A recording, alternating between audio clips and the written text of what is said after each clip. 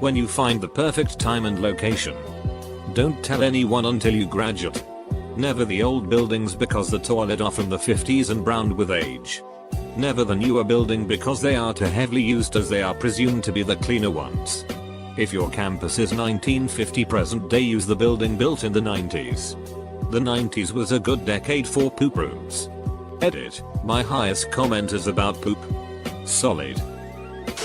Browse the textbook before the lecture. Or at least skim the introduction and the section headings. It's a lot easier to remember information if you walk into the classroom with a little bit of context. See? I've always done that but had the most trouble with professors who just assign readings and then do their own thing.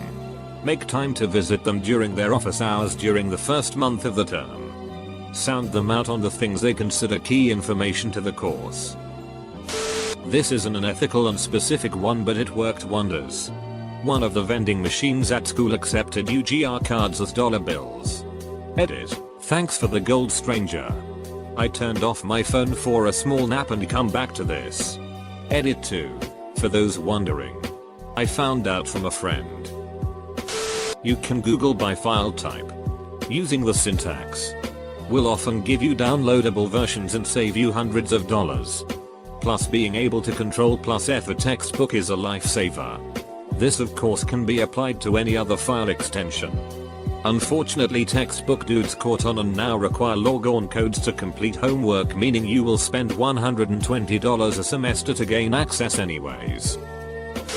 Don't spend your school time on Reddit. Which is exactly what I'm doing right now. I'm not doing that right now. If you need to participate in group discussion but unsure about the material, ask intelligent questions instead of trying to answer what you don't get. It'll buy you time and you'll still be participating. See the professor during their office hours if you need extra help understanding something. No one comes to office hours and they're usually really happy to help. To add on to this, pay attention to how often other people are participating. If it's a high participation class, you'll probably want to contribute 3-4 times even if you don't know what's going on. Snatch up the easiest answers and ask a couple good questions and just sit. If participation is low, your teacher TA will be thrilled anytime someone says anything at all. Just ask like one question during class and you'll be fine.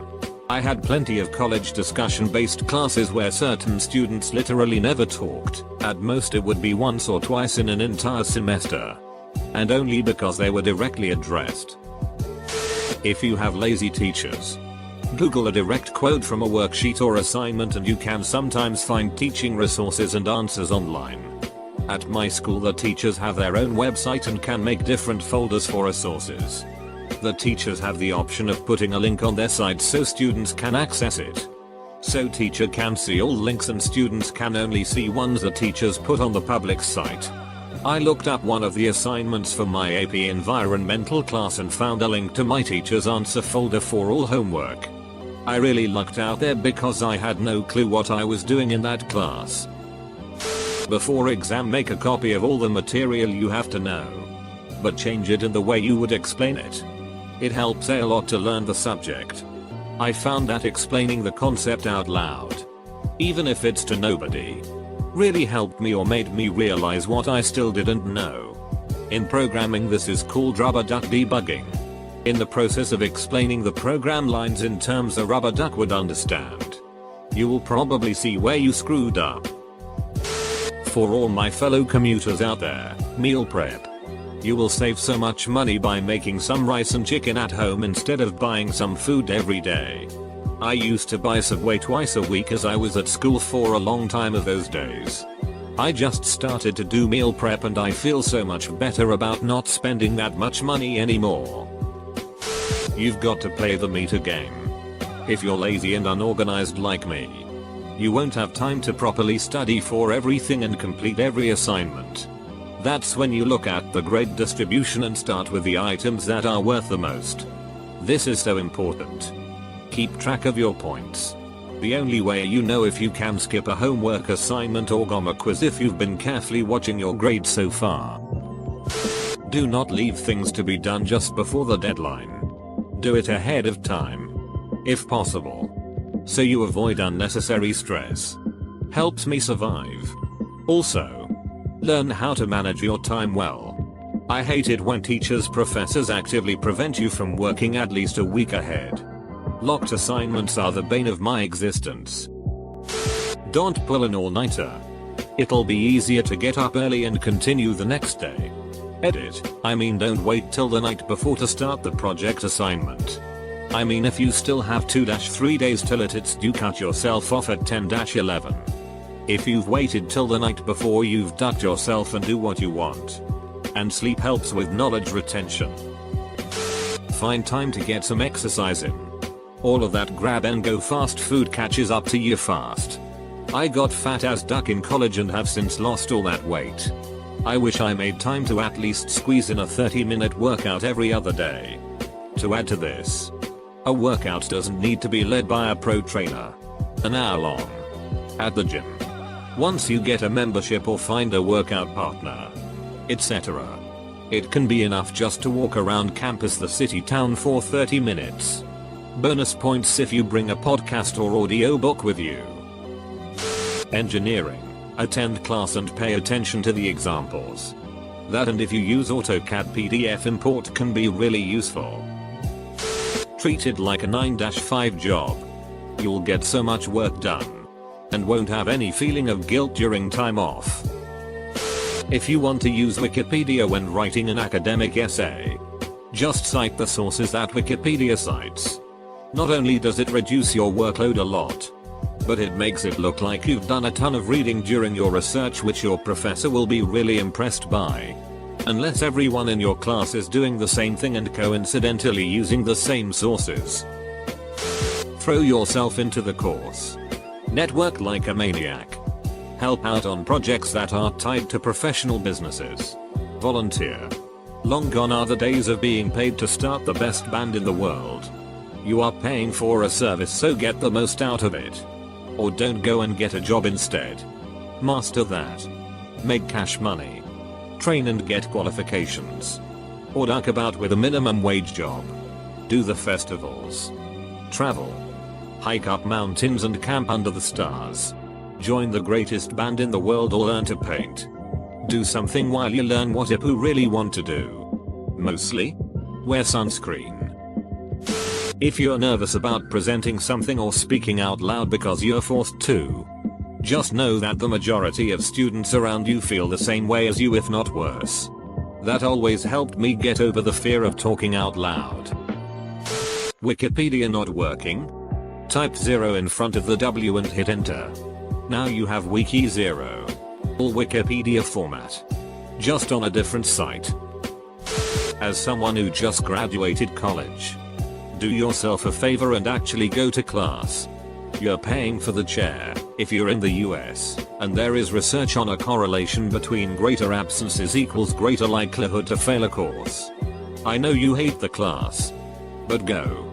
I might literally be begging.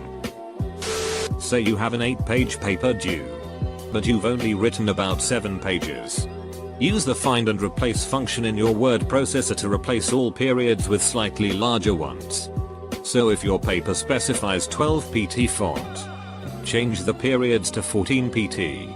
This will likely get you to your 8 pages, and is very hard to detect in a hard copy. Pro tip: do not use this trick if your papers are submitted electronically. Your teacher can much more easily spot the change and then you're busted.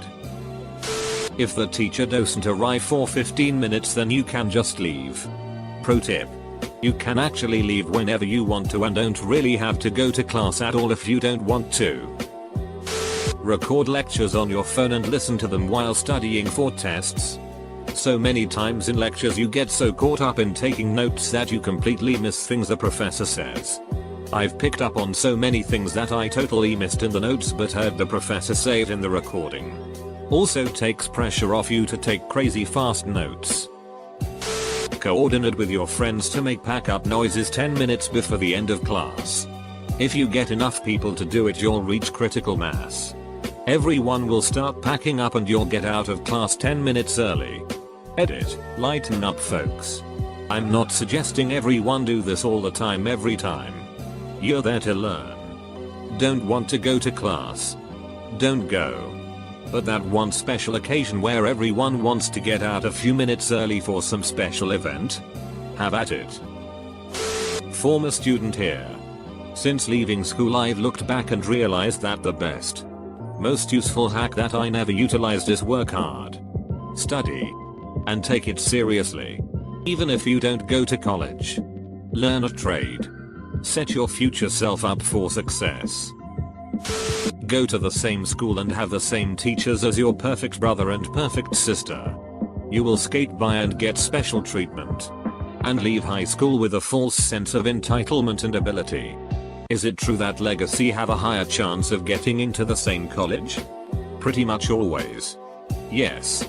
The pricier the college, the more obviously this is the case. At an Ivy League school, being a family member or relative of alumni, especially if they went on to be notable, and especially if they contributed financially to the school, makes all the difference for an applying student.